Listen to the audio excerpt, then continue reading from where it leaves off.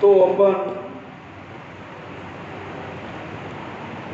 Trading account complete किया, profit and loss account complete किया, capital account complete किए और बैलेंस शीट पर अपन आ चुके हैं। देखो, बैलेंस शीट के ये लायबिलिटी बाजू है और ये एसेट। अकाउंट में क्या होता है? डेबिट और क्रेडिट, डेबिट और क्रेडिट, डेबिट और क्रेडिट। लेकिन बैलेंस शीट में लायबिलिटी और एसेट। बैलेंस शीट को डेबिट क्रेडिट नहीं बोला जाता। अभी ये जो कैपिटल अकाउंट है, इसका बैलेंस यहाँ पर आएगा। क्लोजिंग बैलेंस किसका? कैपिटल अकाउंट का। क्लोजिंग बैलेंस कैपिटल अकाउंट का लायबिलिटी बाजू पर आएगा। अभी लायबिलिटी बाजू के बाकी आइटम देखो। बिल्स पेएबल, देखो बिल्स पेएबल और बिल्स रिसीवेबल, ये दो प्रकार के बिल्स होते हैं। तो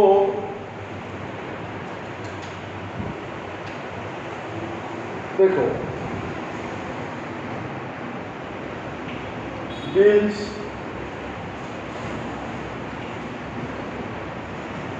पेएबल और रिसीवेबल, ये जाता है लायबिलिटी बाजू पर और ये जाता है एसेट बाजू पर। अबे एक्चुअली बिल्स पेएबल और बिल्स रिसीवेबल क्या होता है? देखो, आपको 12th क्लास में बिल ऑफ एक्सचेंज नाम का एक चैप्टर है। बिल ऑफ एक्सचेंज नाम का एक चैप्टर है। वो बिल ऑफ एक्सचेंज चैप्टर ये फाइनल अकाउंट के बाद होगा। उसमें डिटेल में पढ़ाना है आपको बिल्स रिसीवेबल यानी क्या और बिल्स पेएबल यानी क्या। डिटेल में पढ़ाने के बाद 1 मिनट में समझ जाएगा दोनों में क्या अंतर है। अभी मैं आपको इतना बताता हूँ। बिल यानी हुंडी, उसको व्यापारिक क्षेत्र में हुंडी बोलते हैं। एग्रीमेंट, एक प्रकार का एग्रीमेंट रहता। पेएबल, PAYBLE, पेएबल का मतलब है अपन देने वाले हैं और रिसीवेबल का मतलब है अपने को मिलने वाला है। तो बिल पेएबल यानी ऐसे बिल जिनका पैसा, ऐसे एग्रीमेंट जिसका पैसा अपन देने वाले हैं, अपन देने वाले हैं दूसरों को, यानी वो जाता है लायबिलिटी पर। देने वाले आइटम लायबिलिटी पर और अपने को मिलने वाले आइटम एसेट पर। तो बिल यानी एक प्रकार का दो पार्टी में का एग्रीमेंट है।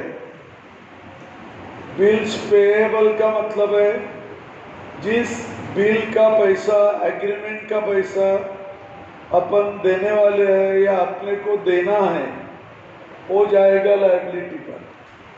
और रिसीवेबल का मतलब जिसका पैसा अपने को मिलने वाला है, एक ऐसा एग्रीमेंट जिसका पैसा अपने को मिलने वाला है, हो जाएगा एसेट बाजू पर। बाकी बिल की डिटेल में स्टडी आपको अगले चैप्टर में होने वाली है।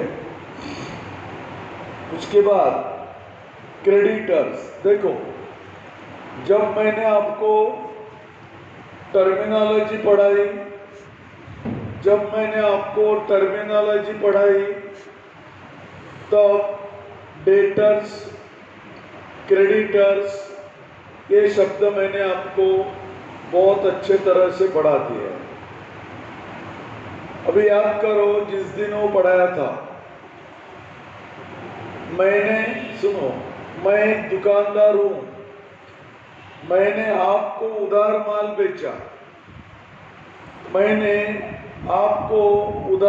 बेचा, यानी मेरे पैसे आपके ऊपर है, यानी आप हो गए डेटर। क्यों? क्योंकि आज नहीं कल मुझे पैसे मिलने वाले हैं, तो मैं जिसको उधार माल बेचता हूँ वो डेटर, और मैं जिस दुकान से उधार माल लाता हूँ वो क्रेडिटर। मैंने आपको उधार माल बेचा, यानी मेरे पैसे आपके ऊपर हो गए, यानी डेटर। वो है एसेट बाजू पर, क्योंकि वो पैसा आज नहीं कल मिलने वाला होता है। और क्रेडिटर यानी क्या? तो मैंने दूसरे की दुकान से उधार माल लाया, वो पैसा आज नहीं कल मैं उनको देने वाला हूँ, यानी लायबिलिटी है। तो डेटर्स एसेट पर और लायबिलिटी क्रेडिट, और डेटर्स एसेट पर और क्रेडिटर्स लायबिलिटी पर। उसके बाद डिबेंचर, देखो डिबेंचर, अभी डिबेंचर जो है एक प्रकार का लोन है। आपको ओसी में शेयर्स और डिबेंचर इसकी पूरी इंफॉर्मेशन मिलेगी। ओसी नाम का एक सब्जेक्ट है, 12th क्लास में भी है, वो 11th में भी है। बाद में एक एसपी नाम का सब्जेक्ट है, उसमें भी, और अकाउंट में भी एक चैप्टर है, बाद में पढ़ाएंगे उसको, शेयर्स और डिबेंचर। तो अभी मैं इतना ही बताता हूँ, अपना व्यापार चलाने के लिए जब अपने पैसे कम गिरते, अपने पैसे कम जाते, तब अपन डिबेंचर बेचकर पैसा लेते लोगों से। एक प्रकार का वो लोन है, एक प्रकार का वो कर्जा है, और वो आज नहीं कल अपने को वापस देना है। तो debenture is one type of loan which is taken or which may be taken from the public for 5 or 10 years, and that amount is refundable to public. Therefore, it is our liability. तो debenture को एक प्रकार का कर्जा मानो, लोगों से लिया हुआ। और शेयर्स और डिबेंचर डिटेल में अपने को चैप्टर नंबर 3 में पढ़ना है। अभी हमारा पहला चैप्टर चल रहा है। उसके बाद एनी रिजर्व और एनी फंड, एनी रिजर्व और एनी फंड। अभी एनी रिजर्व और एनी फंड क्या होता है? देखो, रिजर्व का मतलब है प्रेजेंट जो अपन प्रॉफिट कमाते, प्रेजेंटली जो अपने को इनकम होता, उसमें से थोड़ा पैसा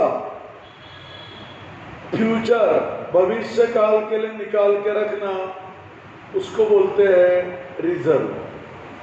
यानी वर्तमान काल में, यानी चालू साल में जो भी अपन कमाते हैं, उसमें से थोड़ा थोड़ा इनकम फ्यूचर भविष्य के लिए जमा के रखना, उसको बोलते हैं रिजर्व। देखो, बहुत सुंदर एग्जांपल देता हूं मैं आपको। डैडी मम्मी को पूछना आपने, जब कुछ लोग, जब बच्चे का जन्म होता है, लड़की हो या लड़का हो, जब बच्चे का जन्म होता है तब जन्म बच्चे के बर्थ के जन्म के बाद कुछ लोग बैंक में अकाउंट खोलते हैं। वो अकाउंट में उसको रिकरिंग अकाउंट बोलते हैं। पोस्ट ऑफिस में या बैंक में अकाउंट खोलते हैं और उसमें हर महीने 500 रुपये 1000 रुपये जमा करते जाते हैं हर महीने। क्यों? अगर वो लड़की है तो माँ बाप को क्या लगेगा, जब ये लड़की बड़ी हो जाएगी तब इसका एजुकेशन आएगा, 20 साल 22 साल के बाद या इसका मैरिज आएगा, तो हर महीने में थोड़ा थोड़ा पैसा अपने इनकम में से वो लड़की के नाम पर जमा करते उसके जन्म के बाद, या लड़के के नाम से जमा करते। फिर वो 20-25 साल में क्या होता, बहुत बड़ा पैसा जमा होता। अरे हर महीने में 1000 रुपये भी जमा किया, साल के 12,000 हो गए। 10 साल के कितने हो गए? 1,20,000, बराबर है। फिर 20 साल की कितने हो गए? 2,40,000, और लगभग उतना ही 20 साल में उससे ज़्यादा उसके ऊपर ब्याज मिलता है। तो 2,40,000 और मान लो 3 लाख ब्याज मिला, तो 5.5 लाख रुपए जमा होते। इसलिए कुछ लोग अपने बच्चों के लिए, बच्चों के फ्यूचर भविष्य के लिए, जैसा उसका जन्म होता है थोड़ा थोड़ा पैसा इनकम में से बाजू में निकाल के रखते हैं। उसको बोलते हैं रिजर्व। रिजर्व यानी क्या? जमा किया हुआ पैसा। वर्तमान में या भूतकाल में वो पैसा जमा किया जो भविष्य के काम में आने वाला है। What is reserve? It is a collected money in the present और in the past and for the future. तो देखो, 1000 रुपये महीना भी आपके डैडी मम्मी ने जमा किया तो 5-6 लाख के ऊपर अमाउंट चले जाता, जो आपके बाद में काम में आता, एजुकेशन के या मैरिज के। तो उसको बोलते रिजर्व। ऐसा ही व्यापारी लोग भी हर साल प्रॉफिट में से थोड़ा थोड़ा पैसा फ्यूचर के लिए, भविष्य के लिए अलग निकाल के रखते हैं। उसको बोलते हैं रिजर्व, या जमा किया हुआ पैसा फ्यूचर के लिए। यहाँ पर केवल एक रिजर्व नहीं आएगी, वो है बैड डेट रिजर्व। और वो नहीं आएगी। वो छोड़ के रिजर्व अनेक प्रकार की होती है। बिल्डिंग के लिए पैसा जमा किया तो बिल्डिंग रिजर्व, लैंड के लिए पैसा जमा किया लैंड रिजर्व, डेवलपमेंट के लिए पैसा जमा किया डेवलपमेंट रिजर्व, मैरिज के लिए पैसा जमा किया मैरिज रिजर्व, एजुकेशन के लिए पैसा जमा किया एजुकेशन का रिजर्व। तो जिस उद्देश्य से पैसा जमा किया जाता वो उद्देश्य का नाम उसको दिया जाता। कोई भी रिजर्व लायबिलिटी बाजू पर लिखना है, केवल लायबिलिटी बाजू पर एक रिजर्व नहीं जाएगी, और वो है बैड डेट रिजर्व, क्योंकि ये रिजर्व जाती है प्रॉफिट एंड लॉस अकाउंट में। उसका कुछ कारण है। आगे एम्प्लॉयज प्रोविडेंट फंड, और उसमें प्लस किया interest on provident fund investment. ये दोनों आइटम मैं आपको ये बैलेंस शीट खत्म होने के बाद बताने वाला हूँ। आगे लोन टेकन फ्रॉम अदर्स, अगर तुमने किससे भी कर्जा लिया, किससे भी लो, माता से, पिता से, दादा से, नानी से, बैंक लोन, फ्रेंड का लोन, आपने किसी से भी कर्जा लिया तो आपको वापस करना पड़ेगा, देना पड़ेगा। इसलिए loan taken from any person, any bank, it should be written down on the liability side. उसके बाद बैंक लोन हो गया, उसके बाद एनी अनपेड और आउटस्टैंडिंग एक्सपेंसेस।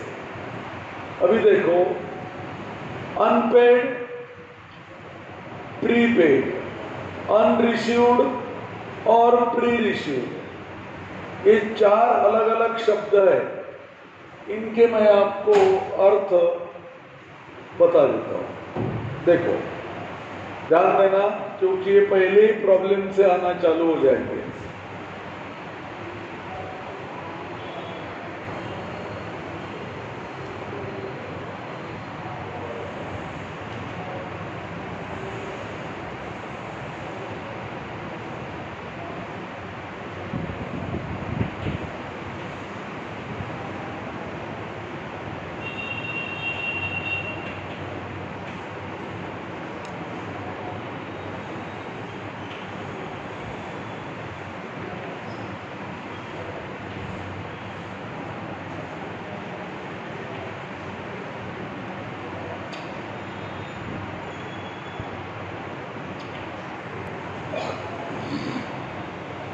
देखो,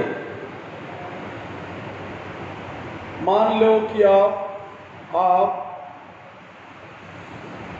मेरे दुकान में सर्विस करते हो। आप मेरे दुकान में सर्विस करते हो। आपका सैलरी 1000 रुपये महीना है। तो मैंने आपको 12 महीने का मैंने आपको 12 महीने का 12,000 रुपये देना चाहिए। आपने मेरे दुकान में सर्विस किया। 2 मिनट के लिए मान लो कि आप मेरे नौकर हो। आपने मेरे दुकान में 12 महीने काम किया। 1000 रुपये महीना आपका सैलरी है। तो 1000 रुपये महीने से मैंने आपको 12 महीने का 12,000 रुपये देना चाहिए। लेकिन मैंने आपको केवल 10,000 रुपये दिए। 2,000 रुपये अभी नहीं दिए। ये हो गया अनपेड। ये हो गया अनपेड। यानी क्या हो गया? आपने मेरे यहाँ कितने महीने काम किया? 12 महीने। फाइनल अकाउंट भी कितने महीने के होते हैं? 12 महीने के। तो मैंने आपको सैलरी 12 महीने की देना चाहिए। तो 12 महीने की सैलरी मैंने आपको कितनी देना चाहिए? 12,000 रुपये। पर 10 महीने के मैंने 10,000 रुपये आपको दिए और बोला कि अभी पैसे नहीं है बेटा, मैं बाद में देता हूँ। मतलब 12,000 रुपये देना चाहिए था। दिया मैंने आपको केवल 10,000। 2,000 रुपये पेड करना चाहिए, लेकिन पेड नहीं किए। देना चाहिए लेकिन नहीं दिए। ये हो गया अनपेड। आज नहीं कल मैं आपको देने वाला हूँ, या मुझे देना ही पड़ेगा, क्योंकि वो आपका अधिकार है और मेरी ड्यूटी है। क्या हो गया ये? अनपेड। अनपेड को एक नाम आउटस्टैंडिंग भी है। अनपेड का एक नाम आउटस्टैंडिंग भी है। जैसा जैसा आगे जाओगे वैसा वैसा आउटस्टैंडिंग का अर्थ एक दूसरा भी निकलता है, वो आपको बाद में समझ जाएगा। अभी देखते हैं प्रीपेड। आपकी सैलरी 1,000 रुपये पर मंथ है और 12 महीने का आपको मैंने 12,000 रुपये देना चाहिए था। आपने मेरे दुकान में 12 महीने काम किए, तो मैंने आपको 12,000 रुपये देना चाहिए था। लेकिन क्या? आपने आखिरी के महीने में या बीच में कहीं तो भी मेरे को एक रिक्वेस्ट किया। आपने मुझे बोला कि सर मैं कॉलेज में पढ़ता हूँ, तो कॉलेज में फीस भरना है मेरे को, तो अभी के मुझे 1,000 रुपये ज़्यादा के दे दो। मैंने आप 12,000 के बदले में 13,000 रुपये मांग रहे हो और मैंने आपको दे दिया। मैंने आपको पेड किया 13,000 रुपये। तो ये जो 1,000 रुपये आपको एक्सेस ज़्यादा पेड किया उसको प्रीपेड बोलते हैं।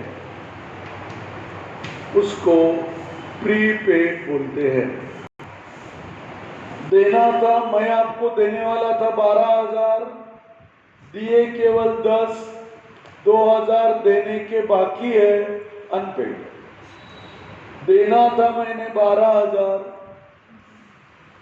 और आपने बोला कि सर 1,000 रुपये अभी के ज़्यादा के उधार दे दो मेरे को, लगे तो मेरे अगले महीने के तनखे में से काट लेना, या 200 रुपये 5 महीने अगले 5 महीने में काट लेना। मैंने आपको जो ज़्यादा का पेमेंट किया उसको बोलना है प्रीपेड, और वो पैसा मैंने जो ज़्यादा का दिया आपको वो अगले साल आपके सैलरी में से मैं थोड़ा थोड़ा कम करूँगा। 200 रुपये काटूंगा हर महीने में, तो 5 महीने में पैसे पूरे हो जाएंगे। अनपेड का मतलब जितना देना था उससे कम दिया म्हणजे अनपेड, जितना देना था उससे एक्सेस दिया म्हणजे प्रीपेड। ये अनपेड और प्रीपेड दोनों एक्सपेंडिचर के आइटम है। देख लो, अनपेड लिखते लायबिलिटी पर, ये अनपेड जो है ये लिखते लायबिलिटी पर, और प्रीपेड लिखते हैं असेट पर। यानी अनपेड लायबिलिटी पर लिखते हैं,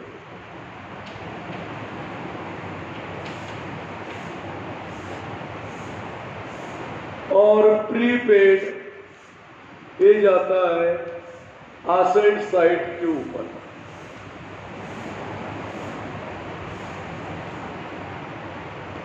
अब पढ़ा रहा हूं अनरिसीव्ड और प्री रिसीव्ड। अनरिसीव्ड और प्री रिसीव्ड। अब देखो, मैं अभी मान लो मैंने मेरा मकान किराए से दिया, मैंने मेरा मकान रेंट किराए से दिया, वो 2,000 रुपये महीने किराए से दिया। मैं यानी दुकान का एक मकान भी है, मैंने वो मकान किराए से दिया। मुझे किराया मिलना चाहिए था 2,000 रुपये महीना, और 1 साल के महीने 12 महीने में मुझे 24,000 रुपये मिलना चाहिए था। मैंने मेरा मकान, मान लो आपको, चलो आप ही किराएदार बन जाओ, जब भी कौन बने थे नौकर, अभी किराएदार बन जाओ। मैंने मेरा मकान आपको किराए से दिया। किराया कितना था?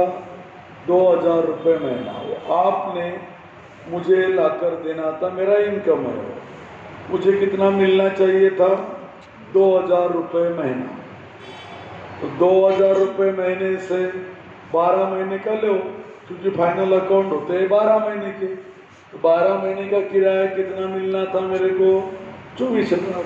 लेकिन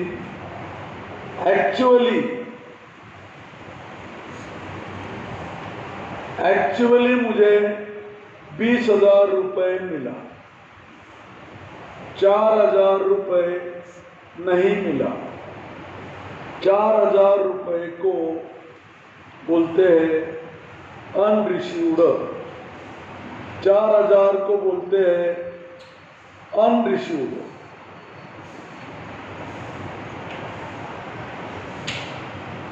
और इसको लिखते हैं आसेट बाजू पर।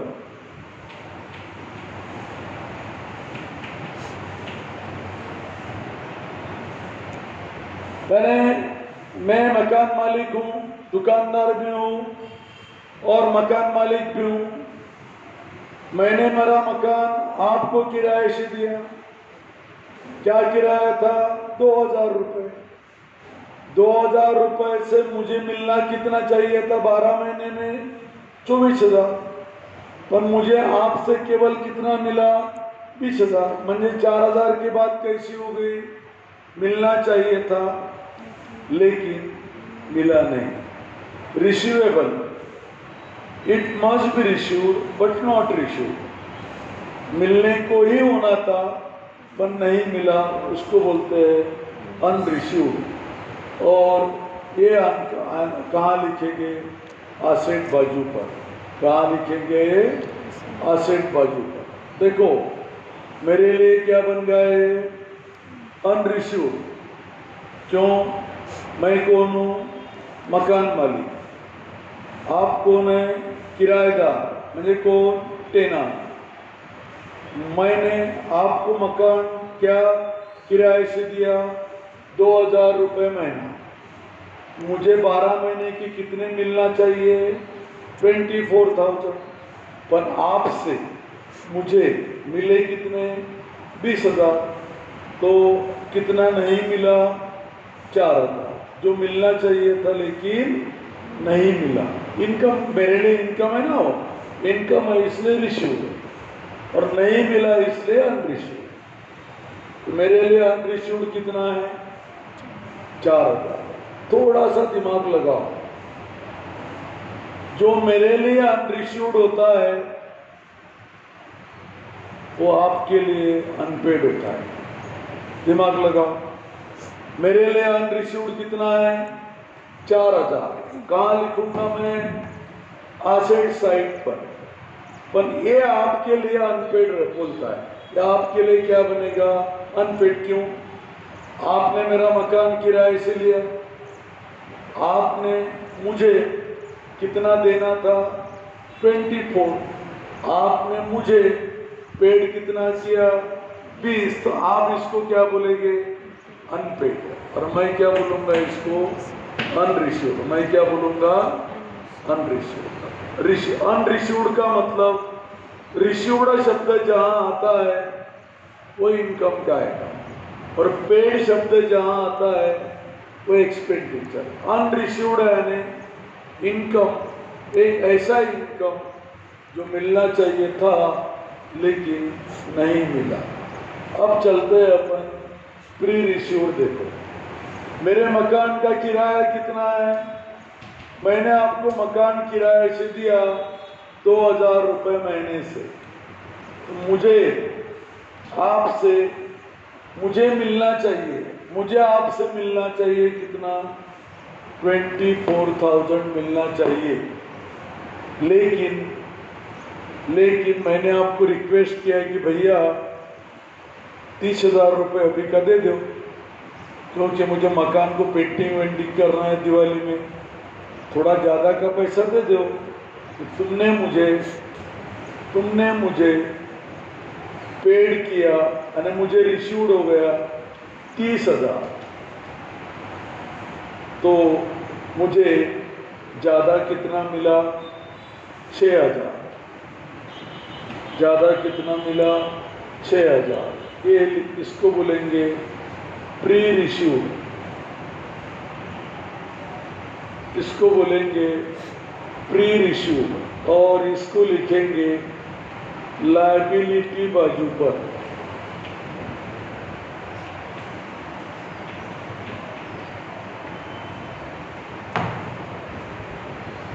आप बोलेंगे क्यों? देखो मैंने मेरा मकान क्या रेंट से दिया? 2,000 रुपये महीना। तो आपसे मुझे मिलना कितना चाहिए था? 24,000। मैं मकान मालिक हूँ, मैंने आपको रिक्वेस्ट किया, अपने दोनों के संबंध बहुत अच्छे हैं, मैंने आपको बोला कि भाई आप जिस मकान में रहते हो ना उसी को मैं पेंटिंग वगैरह करा के देता हूँ, जब अभी के मुझे 5,000 रुपये ज़्यादा दे दो। आपने 24 के बदले में मुझे 36,000 30,000 दिए, मैंने मांगा था केवल 5 ज़्यादा, तुमने दिया कितने ज़्यादा के? 6,000। तो मुझे मिले कितने? 30। मुझे ज़्यादा कितने मिले? 6,000। इसको बोलेंगे प्री रिश्यू। क्यों? क्योंकि ये जो 6,000 रुपये मैंने आपने मुझे दिए वो मैं अगले साल हर महीने के रेंट में से थोड़ा थोड़ा पैसा आपको काट के दूंगा। यानी अगले साल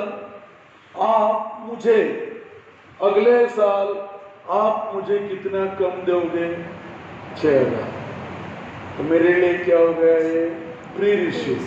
यानी अगले साल का किराया, अगले साल का रेंट इस साल मिला, है जल्दी मिला है ना? प्री जल्दी मिला है ना? पहले मिला है ना? प्री आ रही, प्री मुझे जल्दी मिलना। ये 6,000 रुपये अगले साल का इनकम है मेरा, आपने मुझे दिया, मैंने मांगा इसलिए, तो अगले साल मैं आपका किराए में से माइनस करूँगा। और मैंने इसको क्या बोला? प्री रिश्यू। मैं कहाँ लिखूँगा इसको? लायबिलिटी बाजू पर। क्यों? क्योंकि मान लो मैंने मकान वगैरह पेंटिंग मस्त कर दिया और आपकी ट्रांसफ़र हो गई। आप बोलते हैं सर हमारी ट्रांसफ़र हो गई अमरावती में, अब कैसा? हमने तो आपको ज़्यादा का किराया दिया, कितने हज़ार? 6,000। तो मैं बोलूँगा ठीक है, आप मकान छोड़ के जा रहे हो तो पैसा लेके जाओ, यानी अगर तुमने मांगा तो मुझे देना पड़ेगा मुझे लायबिलिटी, मैं आपको दूंगा ही। आप अभी हमारे मकान में नहीं रहना चाहते क्योंकि आपकी ट्रांसफ़र हो गई, तो ये 6,000 रुपये अगर आपने मांगा तो मैं आपको देना पड़ेगा, इसलिए इसको कहाँ लिखना है? लायबिलिटी। मेरे लिए क्या है? प्री रिश्यू। और ये अमाउंट आपके लिए प्रीपेड है। मैं जिसको प्री रिश्यूड बोलूँगा वो आपके लिए प्रीपेड है। क्यों? आपने मुझे देना कितना था? 24। आपने मुझे कितना ज़्यादा दिया? 6,000। तो 6,000 को आप क्या बोलेंगे? प्रीपेड। और मैं क्या बोलूँगा? प्रीपेड है क्या? प्री है ना जल्दी पेड किया, और मैं क्या बोलूँगा? प्री रिश्यूड है ना, जल्दी मिला। तो ये है अनपेड, जाते हैं लायबिलिटी पर, प्रीपेड जाता है असेट पर, अनरिश्यूड असेट पर, प्री रिश्यूड लायबिलिटी पर। तो ये 4 आइटम आपको हर प्रॉब्लम में आने वाले हैं। अभी मैंने आपको 4 आइटम पढ़ा दिए। अब एक बात देखो, एक आउटस्टैंडिंग नाम का शब्द है, वो कभी अनपेड के साथ लगता है और कभी अनरिश्यूड के साथ लगता है। तो आउटस्टैंडिंग नाम का जो शब्द है वो एक्सपेंडिचर के साथ कनेक्ट हुआ, अभी उतना नहीं समझेगा, प्रॉब्लम में समझेगा। आउटस्टैंडिंग शब्द एक्सपेंडिचर के साथ कनेक्ट हुआ तो उसको अनपेड बोलते हैं, और आउटस्टैंडिंग शब्द इनकम के साथ कनेक्ट हुआ तो उसको अनरिश्यूड बोलते हैं। ये प्रॉब्लम में आपको बहुत अच्छी तरह से समझ जाएगा। अभी मैंने आपको 4 आइटम पढ़ाए, अनपेड, प्रीपेड, अनरिश्यूड, प्री रिश्यूड। अब देखो, ये पढ़ाते समय मैंने ऐसे एग्जाम्पल लिए जो मेरे और आपके बीच में थे। टेक्निकल भाषा में समझाने गया तो नहीं समझता, इसलिए मैं व्यावहारिक भाषा में समझाता हूँ। अब देखो, बैंक ओवरड्राफ्ट। ये बैंक ओवरड्राफ्ट एक्चुअली क्या होता है? बैंक ओवरड्राफ्ट एक मजेदार आइटम है। कैसा? मान लो कि आपका, चलो मेरा, मैं कौन हूँ? व्यापारी, म्हणजे कौन? पार्टनर हूँ। अभी तुम पार्टनर बन जाओ मेरे, जब भी कौन बने थे? किराएदार। अभी क्या बन जाओ? पार्टनर। मेरा नाम क्या है? ए। आपका नाम क्या है? बी। आप मेरे कौन हो? पार्टनर हो। अब देखो कि मेरे यानी अपने दुकान के पैसे बैंक में जमा है 40,000। अपने दुकान के पैसे बैंक में जमा है 40,000 और अर्जेंट अपने को पैसों की आवश्यकता थी। अपने को अर्जेंटली पैसों की आवश्यकता थी, इसलिए हमने बैंक में से 50,000 रुपये निकाले। दिमाग लगाओ, हमारे जमा कितने हैं? 40,000 और बैंक से निकाले कितने? 50,000। कितने ज़्यादा निकाले? 10,000। तो 10,000 को बोलते हैं बैंक ओवरड्राफ्ट। और ये लायबिलिटी पे क्यों लिखते हैं भाई? ये पैसा बहुत जल्दी बैंक को वापस करना पड़ता, बैंक को देना पड़ता, इसलिए उसको लायबिलिटी बाजू पर लिखना है। फिर एक बार समझाता हूँ। आपके पैसे बैंक में जमा है 40,000, आपने बैंक में से निकाले 50,000, ज़्यादा के कितने निकाले? 50,000। ये जो 10,000 रुपये ज़्यादा के निकाले, इसको बोलते हैं बैंक ओवरड्राफ्ट। ये पैसे अपने ऊपर हो गए। किसके? बैंक के पैसे अपने ऊपर हो गए और ये पैसा जल्दी वापस करना पड़ता है, इसलिए वो लायबिलिटी पर लिखते हैं। वे आप बोलेंगे, आपके मन में एक प्रश्न आया होगा, क्योंकि आप 10वीं पास हो क्या है तो ज़्यादा नॉलेज तो होगा नहीं अकाउंट का। वे आपके मन में प्रश्न आएगा कि बैंक में 40,000 जमा है तो बैंक वाला 50,000 क्यों निकालने देगा भाई? देखो, बैंक में 40,000 भी जमा है तो जितने जमा है उससे ज़्यादा पैसे निकालने की परमिशन बैंक कुछ अच्छे कस्टमर को देती है। अच्छे कस्टमर यानी कौन? जिनके व्यवहार अच्छे हैं, जो कभी धोखा नहीं दे सकते, ऐसे लोगों को जितना पैसा जमा है उससे ज़्यादा पैसा निकालने की परमिशन देते हैं। उसके लिए एग्रीमेंट अपने को बैंक के साथ करना पड़ता है। तो दिमाग में डाल दो, जितना पैसा जमा है उससे ज़्यादा भी अपन अगर एग्रीमेंट है तो बैंक से निकाल सकते हैं। अभी जीएसटी देखो, ये जीएसटी आपको 3 जगह आएगा। एक जीएसटी देखो प्रॉफिट एंड लॉस अकाउंट में आखिरी में अपन ने लिखा है। एक जीएसटी देखो लायबिलिटी बाजू पर है, उसका नाम है पेएबल, यानी पेएबल का मतलब देना है। और एक जीएसटी एसेट बाजू पर है, देखो उसका मतलब सामने लिखा है रिसीवेबल। अब ये जीएसटी की कंसेप्ट बड़ी विचित्र कंसेप्ट है।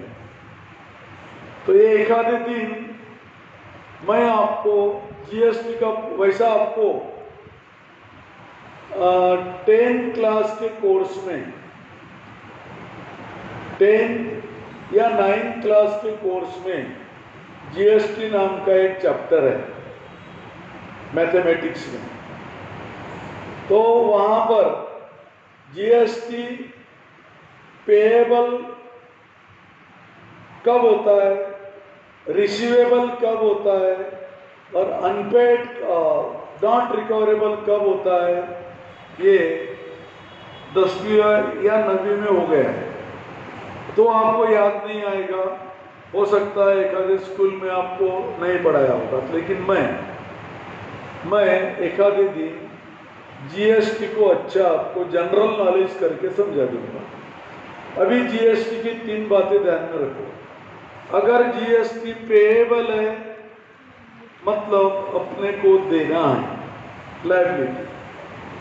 अगर जीएसटी रिसीवेबल है म्हणजे अपने को अपने कस्टमर से लेना है, यानी असे। और जीएसटी एक पीएनएल अकाउंट में जाता, वो नॉट रिकवरेबल म्हणजे वो वसूल होने वाला नहीं है, तो ये जाता है पीएनएल अकाउंट में। प्रॉब्लम जब आएगा तो कैसा पहचानना ये आपको मैं बता दूंगा। तो जीएसटी 3 अलग अलग जगह पर आता है। GST payable liability, GST receivable और रिकवरेबल एसेट, और GST not recoverable profit and loss account debit. अभी एसेट बाजू पर हम चलते हैं।